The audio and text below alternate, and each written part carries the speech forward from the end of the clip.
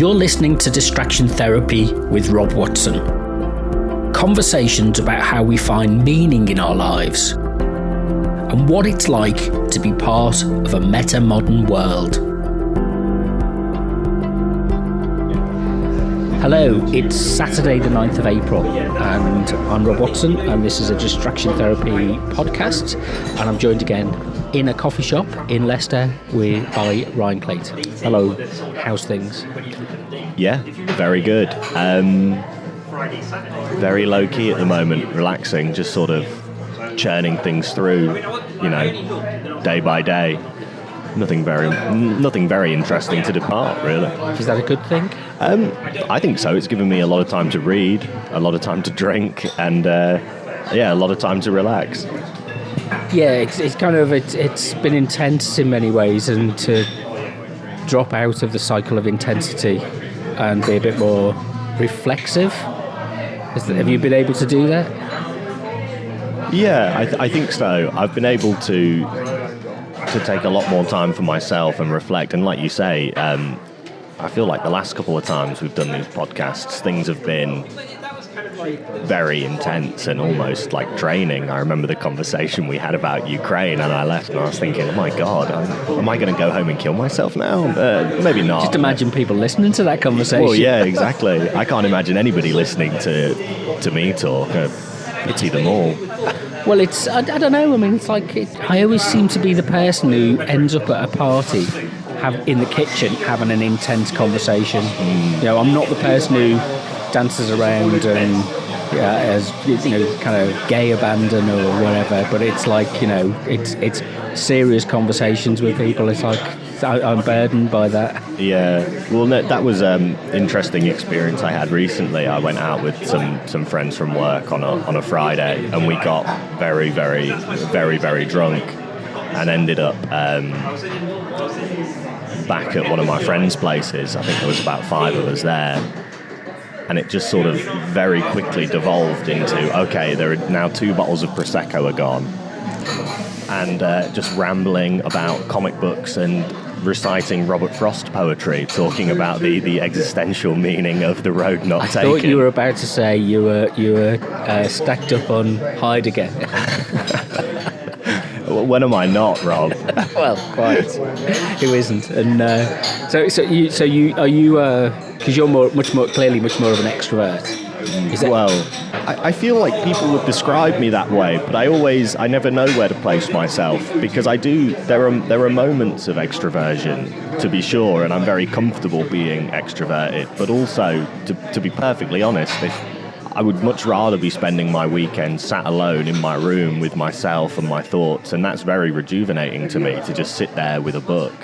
That's interesting, because you can kind of be the life, you live a life of facilitating other people's activities, if you like, but that doesn't mean to say that you're an extrovert, because no. What you feel like at the end of a party, other than hungover, a busy session of something where you're interacting with lots of people, what's your desire then? Is it you can't wait for the next time you do it, or is it like I really need to go back and sit in my room quietly for a few hours? To be honest, it's usually a bit of both. I've always found that notion, or that very harsh divide between introvert and extrovert, to be a bit simplistic and unfair, because after a long night. Thank you. Sorry, that was my coffee that I'm now going to add sugar to the next time I get a break in my train of thought. But it's like the last time, I woke up, and I don't really suffer from hangovers that badly, to be honest. I sort of woke up and I just wanted to take a bit of a walk around town. I was quite excited for the next time that we were going to do it. But when I got home, I very much just sat down and read, enjoyed the rest of my weekend. Yeah, there isn't a clear dividing line between extroversion and introversion, as much as what you read online and what you see online is I just use it as the basis. You have a preference whether you're left-handed or right-handed, and you can do things. If you're left-handed, you can do things with your right hand that you can't do with your left hand, and vice versa. And that's kind of almost how we think about or how I think about introversion and extroversion. It's if you like a preference where you just find things easier. Yeah. And if you're not compelled to go out, meet with people, plan to meet up, and then engage in lots of social activities for the sake of the social activity, then you're probably more actually on the introvert side. Yeah. But you've just learnt to do those extrovert things. You can cope with them, you can manage them, and it changes. There's one thing about hangovers that changes. Until you're about 30, you can manage hangovers, and then all of a sudden you can't. Yeah. And that's the same with introversion and extroversion. If you're an introvert, you can manage an extroverted situation until you reach the point where you can no longer manage it. And it is, the hangover is a good analogy for that, I think. Well, I've always found it more so to be a useful tool for some people when it comes to understanding yourself, which is ultimately one of the most difficult things to do, is essentially realise who you are. It's a very sort of simplistic shorthand to say, well, I like these things and I don't like these things, because people always feel a bit lost without a sense of self. Like if you were to get rid of that, I feel like people might be a bit more lost. Well, it gets abused because they get diagnosed as being a type, which they then play to or rely on or use as an excuse for not doing other things. So it can be like anything. It can be misabused. It can be used out of context, and it can be used as a stick to beat people with and pigeonhole people and stereotype people. But the other side of it is it is actually quite liberating to understand that there are patterns of behaviour that emerge through your life that you can then suddenly put into a context and say, that's how I function, that's how I work, that's how I perceive and engage with the world, and this is where I'm most comfortable. The problem comes, I think, it's one of the differences between, in its broader sense, Eastern and Western culture, if you like, Chinese and American culture, is the vast difference about how introversion and extroversion is appreciated. America is an extremely extroverted nation. Everything's brash up front. You've got to project yourself. You've got that kind of, if you're not projecting your personality and persona at people in a way which wins the deal, then quietly sitting in the corner is like, well, that's not valued at all. So you understand why people who are not extroverted struggle in an overly extroverted society. Yeah, well, it's interesting you bring up the example of an American, because I was on a train literally last night on my way back from Nottingham, and there was this obviously American girl on the train. You could tell from her grating accent, and she was talking I've never heard anybody talk so loud in a confined public space. And I don't think I heard her breathe for 30 minutes, but every sentence that she started began with the word I or contained it somewhere, and it was always this kind of sickening sense of confidence, and she knew who she was and what she was doing and what she liked to do. And it felt a bit defeatist to the idea that human beings can kind of be anything and do anything. Like, I've never enjoyed kind of limiting that freedom on yourself to change and adapt and to project yourself and define yourself however you see fit in any kind of given circumstance or situation. But you question that? Yeah, that's probably in the school system, from what I've read about kind of school systems in America, it's the talks that you get, the commencement addresses at the graduation ceremonies. You can be anything you want to be if you just believe in yourself. And it's like, clearly it's not true. Mo Farah used to say this a lot, is not built to be a championship weightlifter, and neither is a championship weightlifter built to be a marathon runner. these things are finite and bounded, and it's kind of it's in a way it's not about this idea of kind of better versions of yourself and everything. Is this postmodern nonsense that we've discussed before? But the idea that actually there is something which defines your character. There is something inherent within your makeup, which means that you can do certain things well and you do certain things badly. See, I'm quite suspicious of that idea. I don't know whether it's because my mind has been polluted by, reading a ton of existentialist and postmodern philosophy, but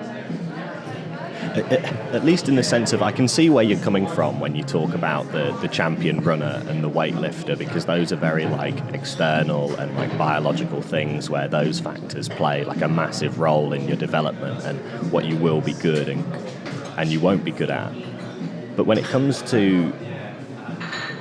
Are you assuming that mental capacity is like a tabula rasa, that it's like kind of a blank slate, and that we all have the same mental capacities or psychological frameworks?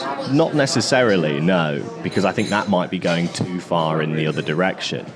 But what I'm saying is that perhaps the dispositions that develop as you grow up are perhaps more flexible than we sometimes give them credit for. Yeah, I'd agree with that, and that's the danger of typecasting and pigeonholing, is that what you end up doing is the flexibility that you need with the social relationships that you have. But we live in a very inflexible society and culture, which it constantly employs people. Employment practices are pretty much not about who is effective in a job.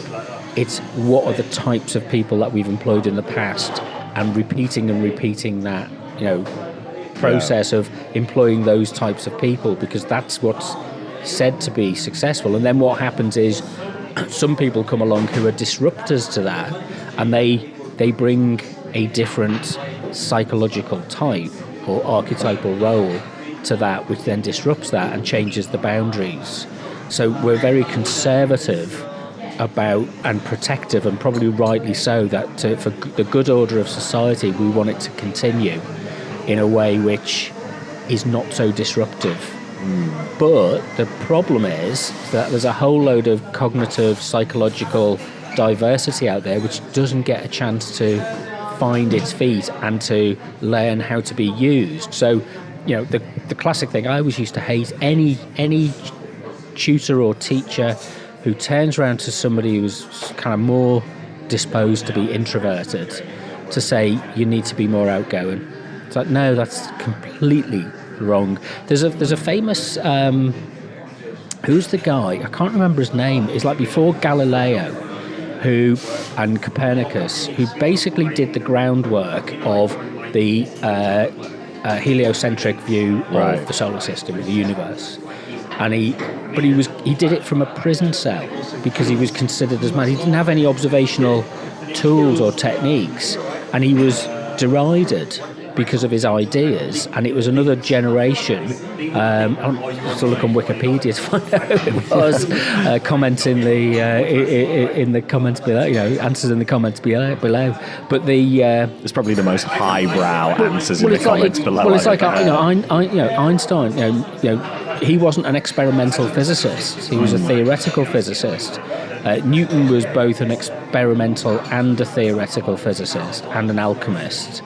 And so when you think about those kind of boundaries that are placed around people's cognitive disposition, it's like, hang on a minute, you've got to pull back from that and say there's a whole variety there that have different functions and serve different purposes and produce different benefits.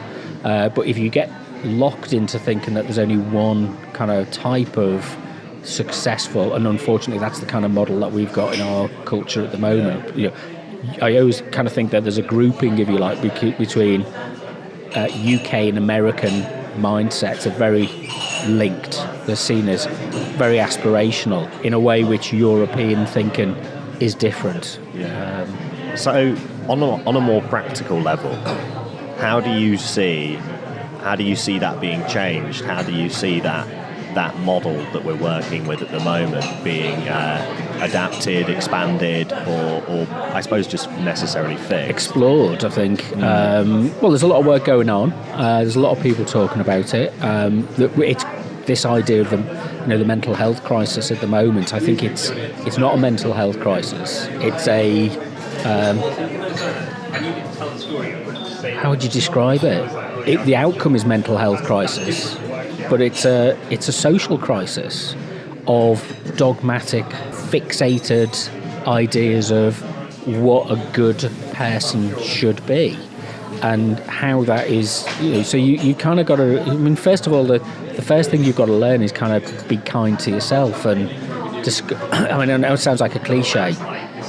And often these things can kind of be pulled back into merely slogans and kind of cliches and sound bites and things. But the first thing we've got to learn is, and that was the first thing, kind of when I kind of started to look at this and realising that there's a pattern there of introversion, is actually stop beating yourself up about that and embrace it. Yeah. But you have to explain to people what difference that means and how it means that you respond. So the answer would be for people to just stop pushing at these things and to start listening and observing and then exploring that and looking at how, and stop being so prescriptive about what they think. So you look at large institutions and large organisations. To be successful in a large public institution or organisation, you've got to act in a particular way. You've got to address a certain type of behaviour. You've got to fit in with something, and when you don't feel like that's something you can do, you have to come up with an alternative strategy. And that's, I think, ironically, it's one of the things I think that's really interesting about podcasting, because it kind of creates and opens this extra space which you can express yourself in a different way, or through creative practice, through art, through fashion, through music.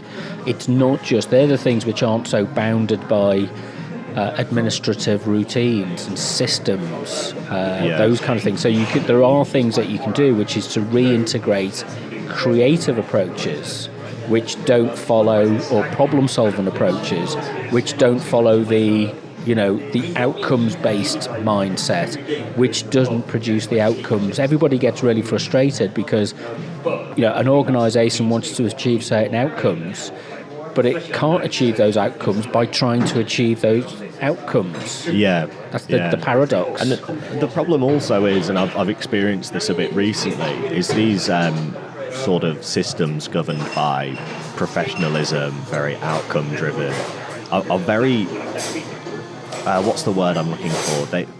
They struggle to integrate and to incorporate those more creative approaches to problems and to achieving those outcomes, which, like you say, are the things that are necessary. And it was interesting because I work in PR. We had somebody come in to deliver a workshop or to talk to us who was a journalist and who'd done some PR.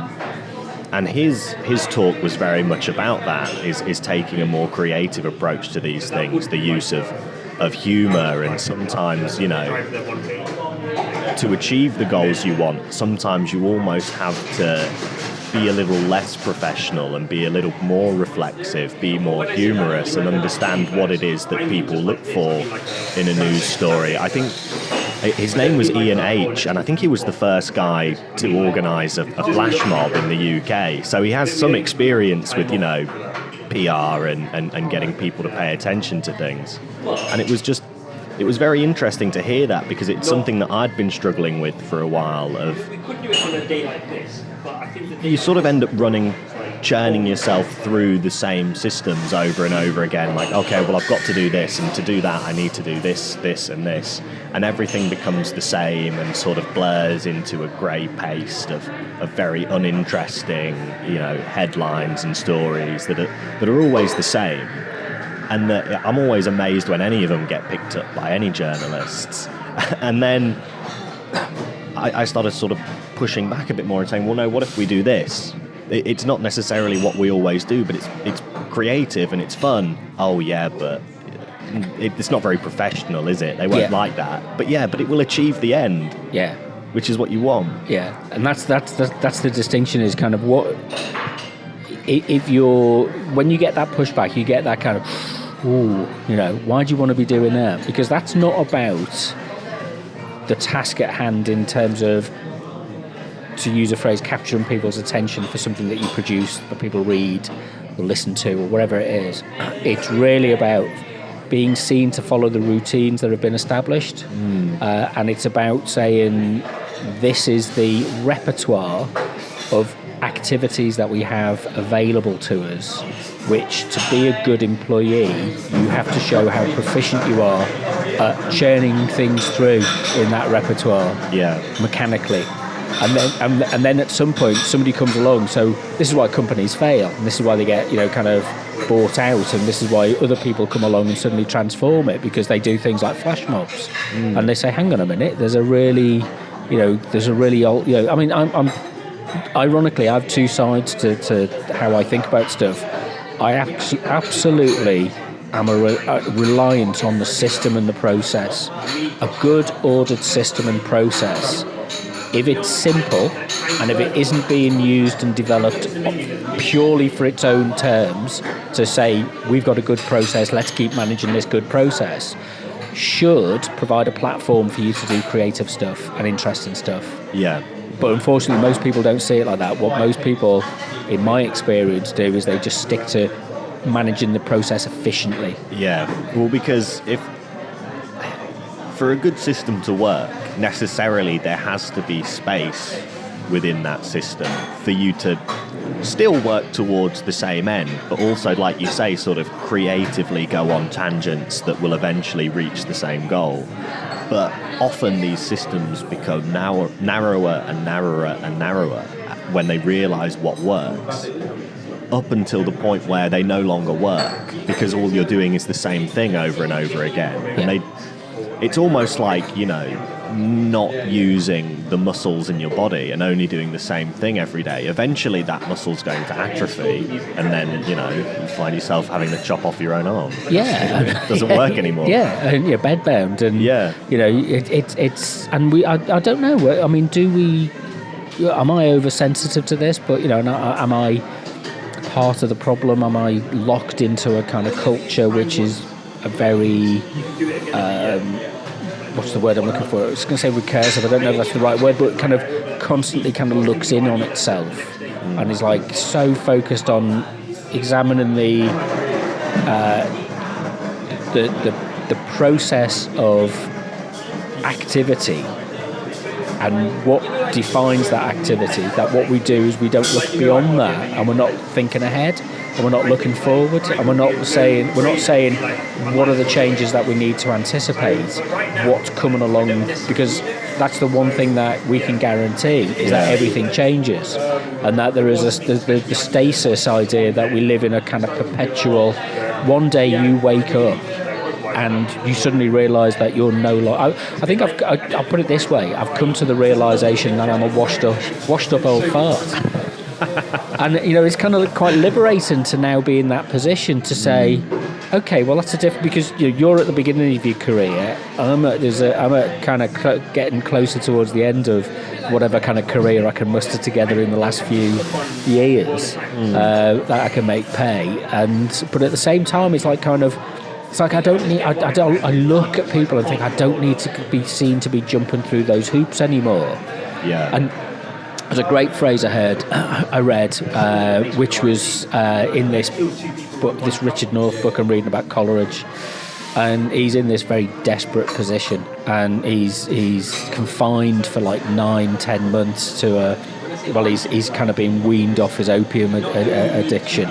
This is near Bath, and he's just completely isolated. He's had this great success. He had a play put on in London. It generated lots of money, and it just got caught up in other projects, kind of crashed and burnt, and he ended up it's the darkest period of his life. And this phrase was written in it, and it kind of says, when you're in a situation where you haven't got many opportunities coming your way, you have to dig deep. and find that which is within that is going to then allow you to move forward. I thought that's a great way of thinking about it. Where we often think of the where are the opportunities coming from? What's the chance for us to do different things and to live a well balanced, meaningful kind of life with kind of social engagement and social reciprocation and those kind of things. Well, what if you don't live in that world? Yeah. Where you don't walk into environments and situations and groups where you feel welcome or you feel as if you can participate. What if you're not in that situation? What if it is the system is against you and the system is pushing down and pushing back against you? Well, if there aren't the opportunities there, what do? Now, you can either just rage and blame, which is a perfectly understandable response, and feel like that most of the time yourself, or you have to look at yourself and you have to dig deep and you have to dig inwards and you have to find that thing that is going to move you forward, that kind of brings you to the next level, and kind of allows you to move on. And that might mean a change in direction, it might mean a change in disposition, it might mean a complete social change, it might mean all the things that you thought you were doing right, you suddenly realise actually that's part of the problem. And that self-transcendence of that deepest point of potential failure. It's almost in a way, it's a bit like acknowledging, we're all failures. Yeah. We are all failures. It's just that some people are very good at making it look like they're not. And then we believe that they're somehow. No, it's just the way that they're positioned on the chessboard or the map or whatever it is. They got the rewards because they were flooded in their direction. It means that they're no more virtuous or intelligent or capable than anybody else. They're just lucky. Yeah. And then when you think, okay, well, is luck important to you? And you think, well, yeah, obviously. I keep doing the lottery tickets.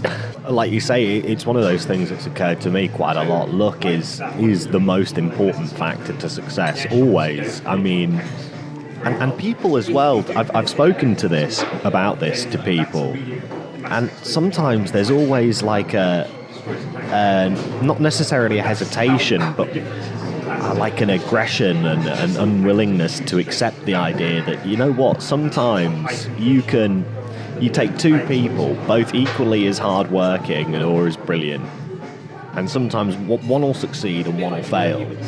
And the only distinguishing factor is luck, is that they're in the right place at the right time, surrounded by the right people. It's often one of the factors is often agreeableness. Yeah. And the extent to which people find somebody agreeable. And I'm not people who know me probably realise. Very disagreeable. I am disagreeable. I like a good argument, and I like to say, I'd rather say what I'm thinking than try and figure out what it is that somebody else wants me to say to make them feel better about themselves. And I've never been able to play that game, which is again, one of those things about my disposition is that, okay, I might be smart, I might in capital letters is probably not, but I might be all of these positive things, but I have this thing which people don't. But then again, at some point, disagreeableness is going to be really essential, because when you're trapped and you're in a situation where you can't think out of it because everybody's, you're in a situation where something's failing and everybody says, what do we do? Yeah. Well, you need the contrarian to come in at that point and say, well, you stop doing that. And they all get, they take offence and it's terrible, and somebody's, you're just being belligerent or whatever it is. And then actually, no, this is part of a critical thinking process that we shouldn't necessarily all just accept things as they are, but we should be constantly striving to understand it and analyse it and move on from it. But so that comes across as disagreeableness for some reason. Yeah, but I mean, I feel like it's not that in itself isn't disagreeableness, is it? That's having the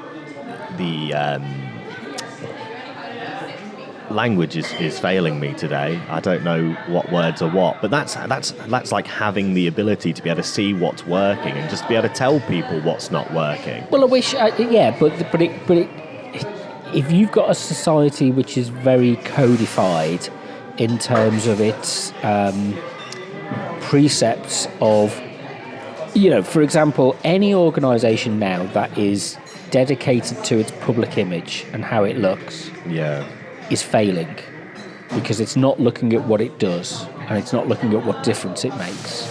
So what you tend to do is you tend to employ people who are really good at promoting the idea of the organisation. So you get like-minded people around, and everybody is saying, "Oh, this is really great. This is wonderful. This works." And the person who comes along and says, "No, this doesn't," the Emperor's New Clothes comes along and says, "No, this isn't what is actually happening," puts you on. It puts you out there, I suppose, and it's kind of what you. I don't know. I feel as if sometimes it's like I've got no other option. This is me. Somebody described it as kind of having a conversation with me. Is like Rob's truth bombs. You just drop them. You can't not do it. And it's like, well, that's not my problem. Yeah. The problem is everybody else is too cautious, and everybody else is maybe lacks a kind of sense of, do you know what, reality. This isn't good enough, and we need to do something better. Yeah. But then again, I'm reflexive enough to know that that just might be a mistaken thing to do in this world. I don't know. I mean, I think if you're going to engage with people and you're going to honestly engage with these kind of systems, you do have to do it honestly. And you sometimes, the truth that you have to say or from your perspective isn't always going to be agreeable, but that doesn't mean you can't not say it. It's not to say that you're not being personable and that you're not being nice and that you're not listening to other people's anxieties and concerns. That's not what I mean by disagreeableness. No, definitely, yeah. Grouchiness and kind of is not, but it's the idea that you kind of, you do have a baseline of kind of like, values and morals that you kind of want to look at how this is done in a proper way. Yeah. And the worst part is to be dogmatic at all, be a pedant about it. There's nothing worse than a virtuous pedant. It's like, you must do it like this for the greater good. One thing that interests me is so your journey from, if you like, kind of what you went through the school system, and then going to university, and what was the kind of framework of expectation that once you passed out of the schooling system that you would then go on and achieve or be part of? It was a very, very, very naive one. I sort of on your behalf or their behalf? No, on my behalf. Because when I was first in college and I realised that what I wanted to do, for sure, was philosophy, I sort of had these very personal, lofty ideas of, I need to study this because it's big and it's important and it's a very, and to this, I still believe this, it's a very privileged discipline in the fact that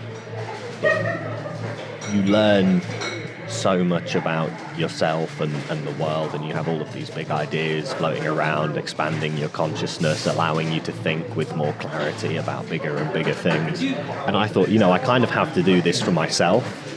There was never really like an external goal as I was going through philosophy. That sort of developed as I was studying at university. And I said to myself, well, if I'm doing this and I'm doing this for me, what's going to be the end goal when I leave? What am I going to do with my life? Because although I was naive, I wasn't naive enough to believe that I would be simply allowed to drift through life bettering myself, shockingly, without giving anything back. So it sort of became, well, okay, I'm going to do something, I'm going to be a philosopher, I'm going to contribute to this grand tapestry. And then you sort of realise crushingly that academia is not an area that fosters those kinds of ambitions. It's another one of those systems where you show up, you teach students to do the same thing, and you just write paper after paper after paper that I mean, you'll end up writing loads, but the only people that will read them will be other philosophers, and you'll never have any kind of impact on the world whatsoever. So then I thought, well, okay, if I can't do that, and by this point I'm doing my masters, paying less and less attention to my work, because I started to see less and less point in it. At that point, I thought, well, I've got everything that I'm going to get out of this degree, and I let the work slip. I was reading, but I wasn't writing, if you see what I mean. And I thought, okay, well, I'll do something creative. I'll take all of these ideas, and I will, instead of contributing to academia and ideas and thought at large, I'll do the same thing, but creatively, and I'll contribute to culture. And I still want to do that, but it's then after I finished my masters and was no longer being subsidised by the government to be a bum. This sort of harsh economic reality set in when it's like, okay, well, now I'm going to need a job, and it's going to need to be more than a part-time job at McDonald's. And so I thought, well, how do I even do that? I've spent the last 2 years doing nothing but philosophy. I've got no marketable skills, or at least none that are, it's not entirely true, none that are obviously marketable. Well, you used an interesting phrase earlier about the privilege. You go, university isn't a privilege. It really, I hate this phrase now. It's a necessity. Yeah. Well, it wasn't... Those critical thinking skills, the fact that we actually we still believe, or we're still encouraged, both from an economic and from a cultural view, if you like, that somehow those people at university are privileged. Most people I know went through university, if they're pushed properly, it's a hard time. Yeah. And it's it's demanding, and you defer any kind of income for many years, and you commit your life to something which goes beyond merely thinking about yourself. But we live in a society which is all about thinking about yourself. So the drift has been towards watering down the university experience and function to turn it into something which merely satisfies those people who are doing it for their economic superiority or status or sense of self. So it's not a privilege. It is an absolute necessity that we have people who are able to critically think through and engage with long-term problems and issues. How that is applied is a different matter. But the fact that we don't respect that, and then you've got the crush, the idea that I wonder if, you're right. You've got to pay the bills and you've got to be pragmatic to a certain extent. But the fact that we live in a society which is so narrowly economically structured around very basic task-driven jobs. Means that anybody who does want to engage with something on a more meaningful, systematic level, i.e. as a kind of philosophical or exercise of examination, is instantly finds themselves without a home. Well, yeah, this is why I think everybody, and I think they do on very minor, superficial levels, but everybody should have to at some point have a very basic training in things like philosophy, sociology, something that allows you to see the world from something that isn't a perspective that's directly given to you by somebody, so you can enter the workforce and not just become another, and I hate the terminology, but so you can become something that isn't just another drone going through the motions, so you can look at things creatively and reflexively, because ultimately that's how you derive value from the human experience. Yeah, and the notion of value has become very narrow to economic value. Yeah, so it's all instrumental value. I remember something that was said to me very early on. I'm pretty sure it was maybe even my first class at university, was as a society we're very good at viewing instrumental value, things that are good because it gets this result. and that's good because it gets this, and you sort of create this chain of value. But what we're not good at is seeing things that are valuable in and of themselves.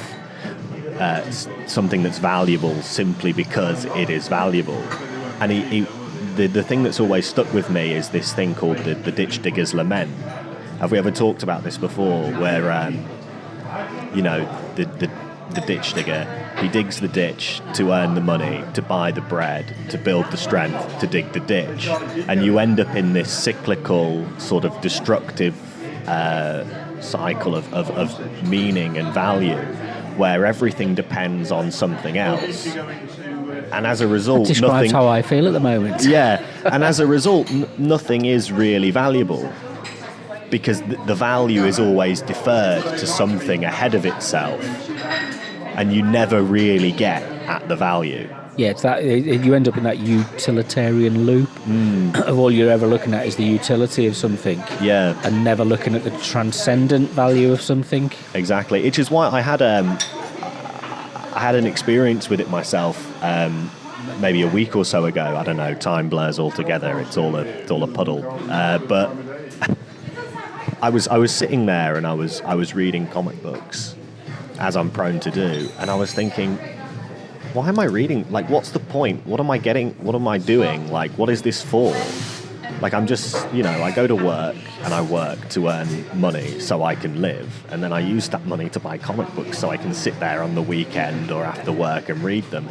And it's like, well, what comes after this, And it was at that point I realised that, like, nothing comes after this. Nothing should come after this. Nothing should have to come after this. There should be some things in your life that you simply do because they're valuable.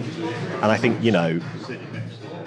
reading and leisure activities are one of those things. You do it because it makes you happy and it allows you to live a good life. But because we live in a world where you're encouraged to monetize everything, nothing can exist independent of that capitalist cycle of contribution back to something else to get money out of it.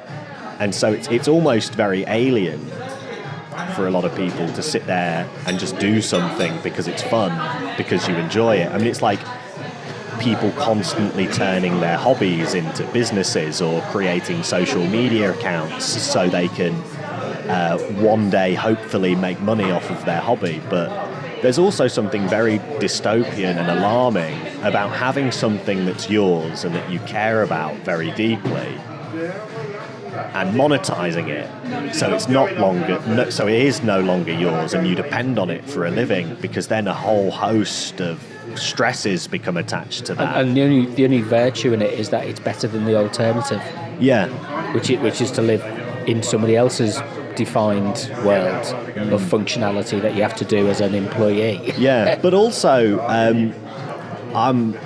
I can't believe I'm about to sit here and argue for the virtues of capitalism, but there's also something quite freeing about that. The idea that you can, between the hours of 9 and 5, just show up somewhere, and as long as you're allowed to creatively do your job, the same kind of things that we were talking about earlier, working in a system that has some space and reflexivity for you to do what you need to do in both a productive, enjoyable and meaningful way. There's nothing wrong with doing that and giving yourself up to a sort of larger corporate entity, as long as you're given that space. And then at 5 saying, all right, well, I'm done, I'm off the clock now, this is my time, and I'm going to do what I want to do. Thank you. It's okay. I'll take this away. Oh, perfect. Cheers. Thank you. More coffee? Yeah. Brilliant. That's exactly what I need. Another coffee. Here I am defending capitalism. I've had too much caffeine. Well, it is. I mean, like anything, there is social processes are neutral. One of the things I learned from Herbert Blumer was that he studied industrialization, and he said there's both good industrialization and there's bad industrialization. There's exploitative industrialization and there's responsible industrialization. Yeah. And he said what you've got to look at, and this is one of the things I recoil from with people who particularly using things like discourse analysis, is that there's always capitalism is always bad. Well, that's not the case. Capitalism can be good and is good in some respects, but it's maybe it doesn't feel like that sometimes at the moment. That it feels very and plus you've got to talk about the right social processes that encapsulate that, and to say that capitalism encapsulates our whole being is reductive or misses the point. But there are elements to it of freedom and disruption and change and renewal, which, you know, if it's managed in the right way, can be very liberating. Yeah. Well, I mean, it's like everything, really. It's evil if you make it evil. It is what you make of it. Yeah, and the evil intent is within the people who use that system. I was chatting to my mum the other day, and she went on my sister went on a train trip, one of these ones where you book a meal and a dining out day, you know, on one of these like Oriental Express type things, but it was from Liverpool to Cardiff. And, as long as nobody was murdered. No, well, that would have been fun if it was like somebody dressed as Hercule Poirot comes out. But it was it was really good fun. But one of the things she noted was that they were listening into the people at the next table's conversation, and it was two couples was sat on the 4-seater table, didn't know each other, so they met, and people go on these things so that they can meet people. Yeah. And she said all they talked about was what they've got, how many channels they've got on Sky, how many, what car they've got, where they've been on their holiday, and it's and they both my mum and my sister said that it's not anything, my family's not anything special or anything like that, but they both said, gosh, that's really sad, isn't it, if that's all you've got to talk about. Yeah. And that's the kind of the world that we live in, and it's the options that people, which is where I recoil. Because I don't want to. I do have things, and I do enjoy having certain things, and I would like to have more things, and I would like to enjoy them, but not just for the sake of having them. They've got to have a bit of somehow. They've got to serve a purpose. Yeah. No, I agree, definitely. Like, I'll spend a lot of money on things, and my room is stuffed to the brim with just crap, but. At the end of the day, it needs to be what I'll spend all my money on is art, essentially. It'll be books, it'll be comic books, it'll be films, it'll be music. What I loathe, and I always see them because I'm constantly going into the Forbidden Planet in town, and the comic books are upstairs. And then downstairs, there's all just the plastic collectible tat that serves no purpose other than to collect dust on a shelf somewhere, so you can look at it and go, yeah, I like that thing. Yeah. Then there it is on a shelf. I'm fine spending, comic books are expensive. A single issue, 22 pages, is between £3 to £5, but... And you can blast through some of them in 10 minutes. But I'll happily spend the money on those every week because I get to sit down, I get to read it, I get to enjoy something. It's, the creative expression of a team of incredibly talented people contributing something to culture. What I won't do is spend £15 on a bloody Superman plastic Funko Pop that sits on a shelf somewhere. Dust. Yeah, because what's the point? You're not gaining anything from it, are you? It's just you own it just to say that you own it. Well, there is an aesthetic value. Maybe you're minor not, one. Well, in some circumstances, but there are other. It is nice to have nice things. Yeah. And there are aesthetic values in terms of, if it was something that's just churned out of a factory. I mean, I've got lots of stuff like this, which is like I regard as a kind of pastiche, rather than as an expression of my sincerity, which is something that we've established that is very difficult for me to express. But I think one of the problems with this is that our culture has become privatised. So as you say, what your culture is defined by, and I'm the same, I've got boxes and boxes of CDs and DVDs and books and things, but I don't go to they're not part of a library. They're not part of, it's difficult to go to museums and art galleries and be part of that process and be part of the development and creative process, because the only option that you've got by and large.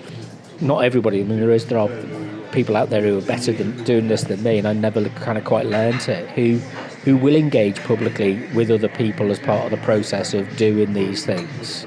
And, and Leicester's got some good examples. The Beta X project is a good example of pushing some of the boundaries of that and bringing people together to have that more collectivised social process of sharing work and ideas and things like that. Then there's the Leicester Contemporary Gallery, which is opened up, which is next door to us. There's the Lo-Fi Photography, and there's various other groups that are around. But it's a marginalised experience rather than it being the accepted experience. So I don't wake up on a Saturday morning thinking I'm off to the gallery today because I'm going to have some really great interesting conversations with people, because it doesn't, you've got to go and seek it out, you've got to challenge it here now. It's very kind of low powered aesthetic space to live in. Well, I hope you woke up this morning thinking, oh gosh, I'm going to go down to the comic book shop, not the comic book shop, the coffee shop, and have some very exciting conversations. Well, exactly, yeah, and it's kind of, it's that's why I enjoy, these things are quite good for that, because it's, you it is something that it pushes yourself. You have to kind of think. You have to go beyond merely what your mood is. And I'd love to be one of those people who could do a podcast about fluff and nothing and cats I've seen on YouTube. I mean, or maybe I should do that. I was going to say, maybe that could be the next experiment. Should I lighten up? Is the next one we'll get together and we won't talk about anything remotely meaningful or deep. We'll just fill it with fluff. It'll be a very pleasant conversation between two people about cats and dogs. Yeah, I mean, I on the way in, there's on West Coast Drive, there is I'll show you a picture. So this Not is... you, the listener. This is... there we go, it's the cat that's always sitting on West Coast Drive, which is always very... it looks very kind of grumpy, but it's actually very sweet. And I always enjoy, when it's there. It's like the centre of attention on the street, and it's those kind of little moments that kind of it's a fairly run-down area, the West End of Leicester, and that walk through feels like it's a bit embattled at times. There's the bins all over the place. There's the houses of kind of piles of mattresses outside and that kind of stuff. It's that kind of area, but it's these little things. There's a few cats in the neighbourhood that you can kind of build a relationship with. About them, you'll start looking out for them. Beacons of joy in the wasteland that is Leicester. Maybe that should be our new title for the I like that, Beacons actually, of Joy. It's a good name for a band. It's like and it's where do you, because you can get locked in a cycle, and this is the thing about the digging deep and the character thing. It's like all of a sudden you can hit on something which does that joyful moment kind of comes through, and it turns people around. But it's not organised, it's spontaneous. It's not planned for. It's not, hey, I'm gonna entertain you. I mean, some people do this really well. Kind of the kind of entertainment type stuff. But some people have got it down to a fine art. I'd love to be able to do it. I'd be rich if I could do it. But we all would. Yeah. I think that'd be a great idea, actually, just honing. Maybe we should take this podcast on the road, Rob, and start entertaining people in vast stadiums whilst we sit there chatting absolute waffle. Well, other people seem to do it, and celebrity. But then again, that's not what I think. I don't do it for that. I don't do it. If I do it because it's helpful for me, and hopefully helpful for you, or whoever else is contributing to this.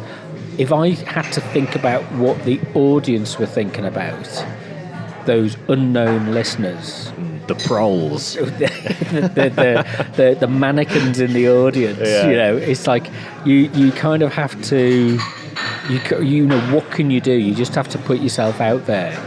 nobody's listening. I still get something from it which is of value. I hope other people who take part in them get something of value. And then you're trying to find that thing which you're right, which is the thing which kind of generates the spark, which kind of pushes it forward, which transforms it into something which is less miserable. Well, no, there's nothing wrong with being miserable. No, there are many virtues in being a miserable git. That's true. But I mean, this podcast itself it's become a lot more cheerful as we've been sat here for an hour. But I think that might be the caffeine. It could be the caffeine. Yeah, it's always something that propels forward. It'll be interesting to listen back to and to slowly hear us get happier. Well, yeah. I mean, and over time, these things develop. I mean, there's a lot of things going on in the world at the moment which are very challenging, to say the least. Yeah. And then where do you find that moment of joy and happiness that kind of allows you to kind of just go, okay, it's like take a pause, take a moment. Yeah. I'm not against that. I think is a really important, and if you've got the skill to be able to do that with other people, that's really important. That kind of not entertainment for entertainment's sake, but entertainment for relief. Yeah. The comedian. This is the cynicism of modern comedy. Maybe we could talk about this one day. Is very, very destructive. Kind of people saying things and the stuff that's happened. In the last few weeks in terms of public entertainment and stuff like that is very, very destructive. But when you're in a room and you provide you have a collective cathartic experience listening to some jokes.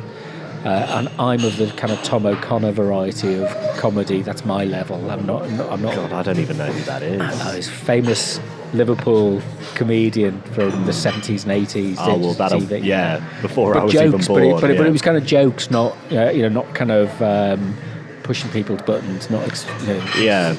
But that moment, that collective catharsis moment of kind of looking at a situation and turning it around because somebody's helped you to re-understand it from a different perspective is really, it's not something I could do. But well, because comedy can be and is a lot of the time very cynical and almost aggressive, to the point where it is no longer cathartic. You laugh, but oftentimes you sort of just feel, I don't know, it's mean-spirited. You leave feeling very angry, and there's nothing wrong with occasionally being mean-spirited if it's well-placed and well-directed.